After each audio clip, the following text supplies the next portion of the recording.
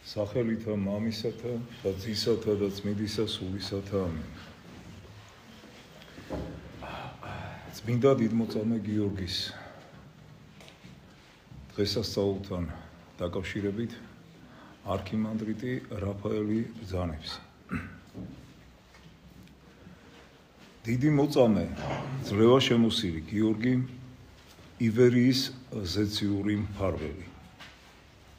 საქართველოს ეკლესია წელიწადში ორჯერ 23 აპრილს და 10 ნოემბერს ძველი სტილით ზეიმობს დიდი მოწამის გიორგის ხსენებას. ნოემბრის გიორგობას ეკლესია წმინდანის საგვემელ ბორბალზე წამებას იხსენიებს. ამგვარი სატანჯველი სისასტიკით ჯვარცმასაც არ ჩამოუვარდებოდა.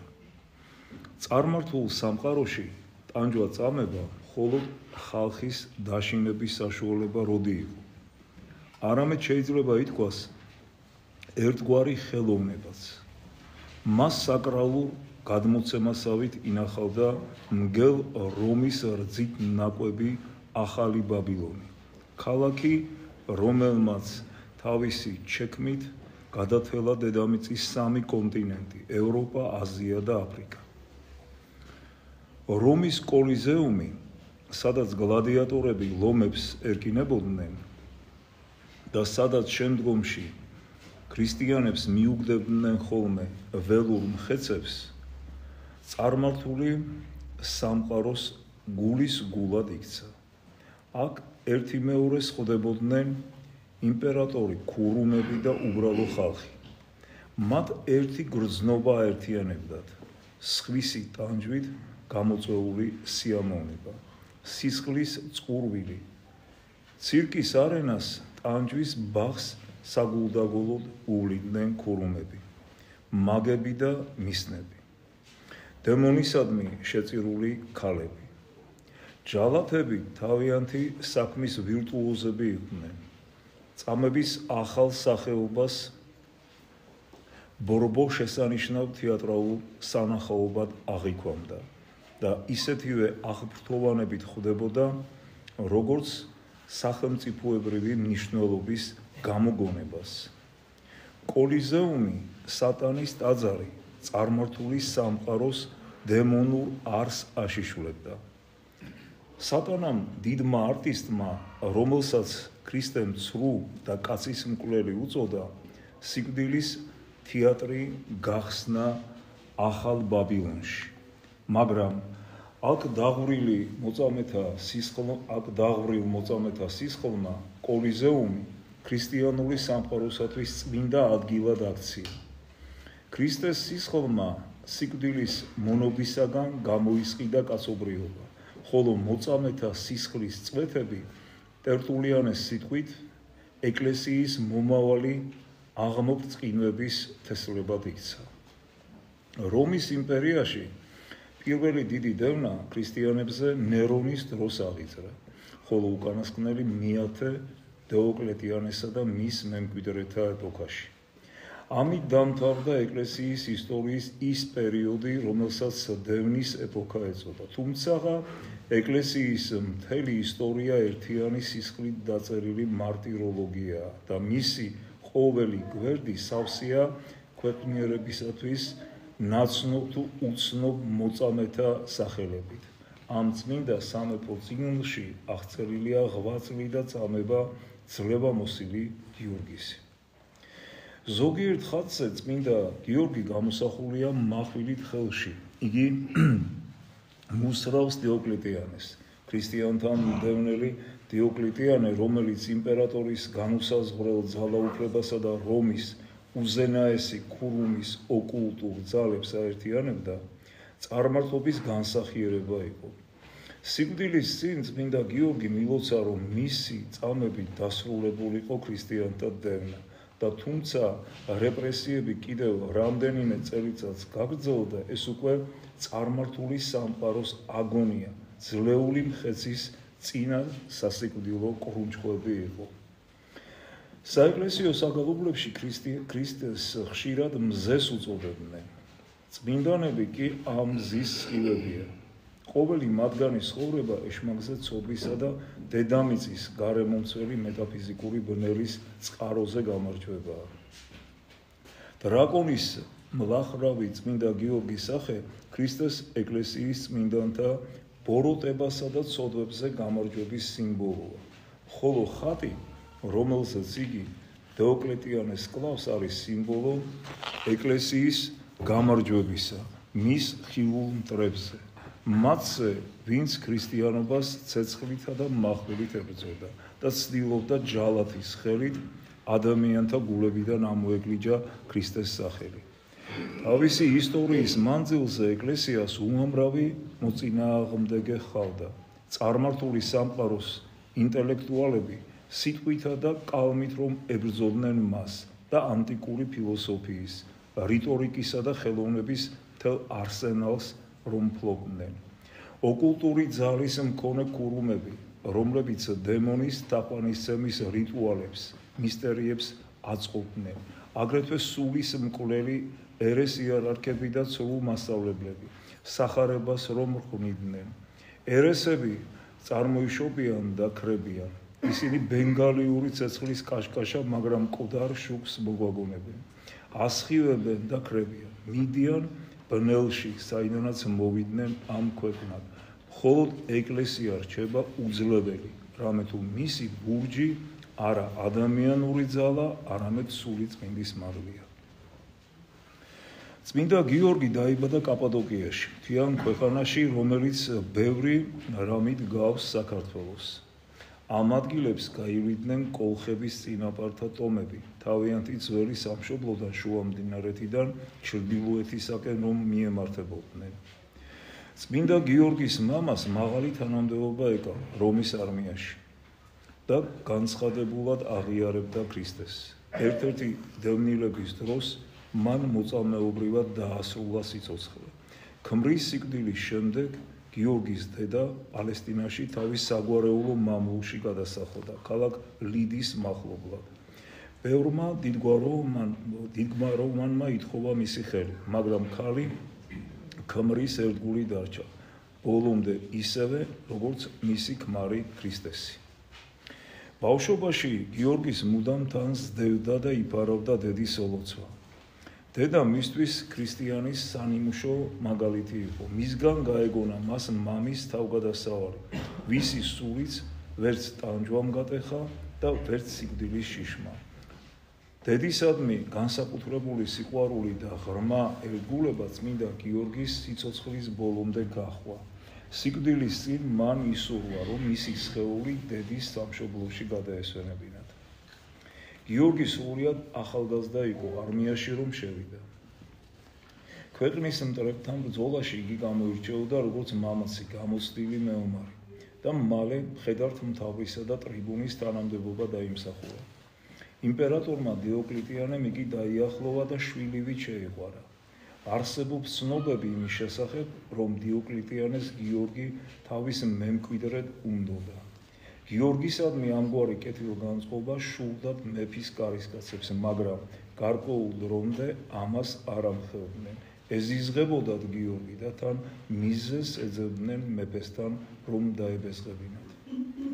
თავისი გამგებლობის პირველ ხანებში დიოკლეტიანე ქრისტიანებს არაფერს ერჩოდა. ნება დართო მათ აეშენებინათ ეკლესიები და ჩაეტარებინათ ღმრთის მსახურება. ნიკომიდიაში იმპერატორის რეზიდენციაში ააგეს უზარმაზარი ქრისტიანული ბაზილიკა, რომელიც დაახლოებით 20,000 კაცს იტევდა. ხელმწიფის ნათესავთა შორის ბევრი იყო ქრისტიანი. დიოკლეტიანე რომის ისტორიის ერთ-ერთი ყველაზე უფრო წინააღმდეგობრივი და ტრაგიკული პერსონაჟია. მამამისი გათავისუფლებული მონა იყო. რომის ისტორიაში იმპერატორის ტახტი ბევრჯერ ქცეულა ეშაპოთად, რომელზეც მეფეები თითქოს მხოლოდ იმისათვის ახავდათ, რომ შემდგომში ჩამოეგდოთ და მახვილებზე წამოედგოთ. დიოკლეტიანემ მშვენივრად გაართვა თავის სახელმწიფოს მართვას. ჯერ იყო და მნიშვნელოვანი სამოქალაქო და სამხედრო რეფორმები გაატარა, ქვეყანაში შემდეგ კი არაერთგზის გაუმკლავდა მტრებს. 15 წლის განმავლობაში მყარად იჯდა რომის ტახტზე, მაგრამ მალე რომის თავზე ცა შავი ღრუბლებით დაიფარა. ერთ უბედურებას მეორე მოჰყოლოდა. შიმშილი ეპიდემიები და აჯანყებები, მიწისქვეშა ბიძგებივით არყევდნენ უზარმაზარ სახელმწიფოს. ქურუმები შეაგონებდნენ დიოკლეტიანეს, რომ ეს ღმერთების რისხვისა და იმპერიის მოახლოებული აღსასრულის ნიშნები იყო. ისინი დაჟინებით არწმუნებდნენ მეფეს, რომ ღმერთების მომადლიერებისა და ქვეყნის გადარჩენისათვის აუცილებელი იყო უზარმაზარი ჰეკატომბა. იმპერიაში მცხოვრები ყველა ქრისტიანის განადგურება. დიოკლეტიანე ქვეყნის უზენაესი ქურუმი თავადაც თვლიდა, რომ რომის დიდება განუყრელად იყო დაკავშირებული წარმართულ რელიგიასთან. რომის კეისრებს განსაკუთრებით ზულდათ ქრისტიანები, რადგან ისინი მათ მსხვერპლს არ სწირავდნენ, როგორც მიწიერ ღმერთებს. თხრობას გავაგრძელებთ წირვის ბოლოს. ერთმა დაგვეცოთ და გავაკეთოთ. დიოკლეტიანე მიიხმო თავისი ახლობლები და მოიწვია საბჭო, რათა ქრისტიანთა დევნის გეგმა შეემუშავებინა. ვარაუდობდნენ, რეპრესიები ერთდროულად უეცრად დაეწყოთ იმპერიის ყველა ოლქში. იმ ღამით დაწვეს დედაქალაქის ეკლესია, ხალხით სავსე. დარბაზში თათბირზე გამოვიდა იმპერატორი, რომელმაც თავისი სიტყვა ასე დაასრულა: ქრისტიანები არ უნდა არსებობდნენ. ამის შემდეგ დიდებულებმა და მხედართმთავრებმა ქრისტიანთა განადგურების სხვადასხვაგვარი გეგმა შესთავაზეს იმპერატორს. წმინდა გიორგიც იქვე იყო. იცოდა მოსალოდნელი დევნის შესახებ და უკვე გაეთავისუფლებინა თავისი მონები. გაეყიდა ქონება და ღარიბთათვის დაერიგებინა. თავიდან მოეცილებინა ყველა ამქვეყნიური საზრუნავის ტვირთი. იგი ადგილიდან წამოდგა და იმპერატორს მიმართა. სამართალი უნდა ხელმწიფებდეს მეფეებზე, შენ კი იმგვარი ბოროტმოქმედება გაქვს ჩაფიქრებული, ბარბაროსებსაც გაუკვირდებოდათ. ნაცვლად იმისა, რომ სამართლიანად იმოქმედო და ხალხი დაიცვა, შენ გინდა საუმრად აღდგე შენივე ხელქვეითთა წინააღმდეგ. მათ ხომ არც დანაშაული ჩაუდენიათ და არც რაიმე ბოროტება გაუკეთებიათ შენთვის. ვინ ჩაგაგონა ამის თქმა, კითხა მას დედაქალაქის პრეფექტმა. ჭეშმარიტება, პასუხა გიორგი. რა არის ჭეშმარიტება? პილატეს სიტყვები გაიმეორა პრეფექტმა. ქრისტე, ვინც ხელმეორედ გინდათ, რომ ჯვარს აცვათ. დიოკლეტიანემ ხელით ანიშნა დაცვას. მაშინვე მისვიდნენ წმინდა გიორგის. შეკრეს სახეში დაუწყეს სემა. კიბეზე ჩაათრიეს და სარდაფში ჩაამწყდიეს. სასახლის სარდაფი ციხეს ეკავა, სადაც იმპერატორის მტრებსა და განსაკუთრებით საშიშ ბოროტმოქმედებს ათავსებდნენ, რათა მეფეს შეძლებოდა პირადად დაეკითხათ უსახები, ან და მათ ტანჯვას დასწრებოდა. ჯალათები თავიანთ ხელობას უბრალო საქმედ კი არ თვლიდნენ, რისი გაკეთებაც ყველა შეეძლო, არამედ ძველ მეცნიერებად მიაჩნდათ. ამ თვალსაზრისით რომი ჩინეთსა და ირანსაც გაუწევდა მეტოქეობას. იმპერატორს ჯალათი ისევე სჭირდებოდა, როგორც მიაბჯრე მცველი და ექიმი. გიორგი იატაკზე დააგდეს და გულზე უზარმაზარი ქვა დაადეს, ძლივსღას სუნთქავდა.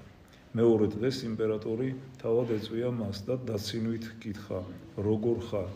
ქრისტესთან ერთად აქაც კარგად ვარ, იყო პასუხი. ხელისუფალმა ბრძანა ეტანჯათ იგი მანამ ვიდრე ქრისტეს არ უარყოფდა. გიორგი ბორბალზე დააკრეს, იქვე დამაგრებული იყო დაფა, რომელშიც ლურსმნები და ბასრი დანები იყო ჩარჭობილი. ბორბლის ყოველ მობრუნებაზე დანის პირების სხეულს ერჯობოდა და ფატრავდა. ჩვეულებრივ ასეთ წამების დროს ადამიანები კვდებოდნენ ტკივილისა და სისხლის დაკარგვისაგან. დიოკლეტიანემ ჩათვალა, რომ გიორგი მკვდარი იყო და სასადილოდ წავიდა. გიორგი გაუმძლევლად იწვა სისხლში, გეგონებოდა და მხედართმთავრის ლაბა და მეწამული ფერის სამეფო მანტიაზე გაეცვალა. მაგრამ ღვთისმებით მასთან მივიდა უფლის ანგელოზი და წმინდანი განკურნა. ჯერ ბოლომდე არ დაეცალა მისთვის განკუთვნილი სატანჯველის პიალა. სიკვდილი დაჟამდე 6 თვეს გრძელდებოდა მისი წამება.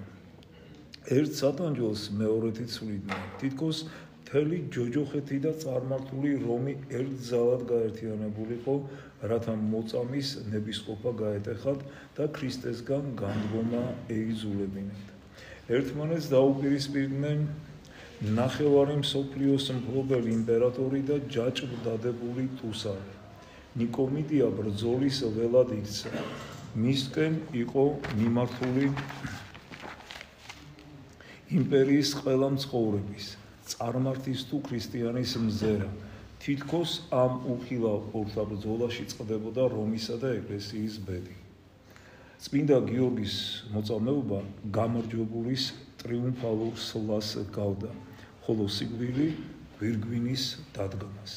წმინდა გიორგის ბორბალზე გვემის დღესასწაულს მხოლოდ საქართველოში ზეიმობენ. ბერძნული ეკლესია მის ხსენებას აღნიშნავს მისი სიკვდილის დღეს და მის წმინდა ნაწილთან კომიდიიდან ქალაქ ლიდს გადასვენების დღეს. წმინდა გიორგის ძლევამოსილი უწოდეს. მისი სიკვდილის შემდეგ კიდევ 8 წლის განმავლობაში იღურებოდა მოწამეთა სისხლი და ენტო დევნის ცეცხლი. თითქოს დეოკლეტიანე მხოლოდ ერთი უაზრო იდეიდღა იყო შეპყრობილი, გაენადგურებინა და გაექრო ყველა ქრისტიანი. 8 წლის დევნამ უფრო მეტი სიცოცხლე შეიწირა, ვიდრე რომის ისტორიის ყველაზე სისხლიანმა ომმა, მაგრამ ეკლესია უდრეკად იდგა, ვით კლდე აზვირთებულ ზღვის ნაპირთან. დეოკლეტიანემ აღიარა, რომ დამარცხდა, მან უარი თქვა ტახტზე, დატოვა დედაქალაქი და თავის სამშობლოში გადასახლდა. ქრისტიანები ეზიზღებოდა, რომაელები კი ზულდა. როცა დიოკლეტიანეს მემკვიდრეებმა გადაწყვიტეს იგი კვლავ მოეწვიათ და სამეფო ტახტზე დაესვათ, მან უპასუხა: რომ იცოდეთ, როგორი კომბოსტო მომყავს ჩემს ბოსტანში დალმაციაში, ამას აღარასოდეს მეტყოდითო. ამ სიტყვებით დაემშვიდობა ხანდაზმული იმპერატორი თავის მშობლიურ წარმართულ რომს. მერე თვითმკვლელობით დაასრულა სიცოცხლე როგორც ნერონმა. წმინდა გიორგის განსაკუთრებულ თაყვანისცემას საქართველოში ჯერ კიდევ მე-4 საუკუნის დასაწყისში დაედო საფუძველი. საქართველოს წმინდა გიორგის ქვეყანას უწოდებენ. არსენ იყალთუელის მოწმობით წმინდა ნინო საქართველოს განმანათლებელი დიდმოწამის ბიძაშვილი იყო. საქართველოს ხალხებმა მისგან შეიტყვეს დიდებული გიორგის ცხოვრებისა და მოღვაწეობის შესახებ. მისი სახელობის ტაძრები აგებული არა მარტო ქალაქებსა და სოფლებში, არამედ კლდეებზეც, მთის მწვერვალებზეც, მიუვალ ადგილებშიც.